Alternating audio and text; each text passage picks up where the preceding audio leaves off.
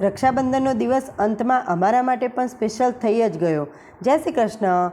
અમે તો ના જઈ શક્યા મારા ભાઈના ઘરે, પણ અંતમાં આદિત્યના મામા અને મામી સાંજે અમારા ઘરે આવી ગયા અને ઘરમાં અમારે પણ તહેવારનો માહોલ તો થઈ જ ગયો. સાંજે આવ્યા હતા તો અમે બહુ બધી વાતો કરી, ચા નાસ્તો કર્યો અને રાત્રે પાછું સિમ્પલ શાક ભાખરી બનાવીને અમે જમી પણ લીધું.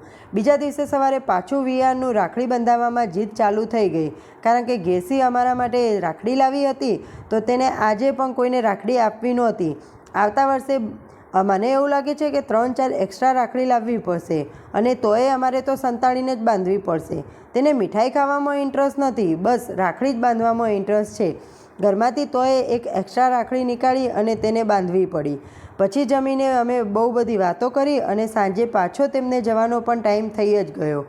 અને હા, એક વાત તો હું તમને બતાવવાનું જ ભૂલી ગઈ.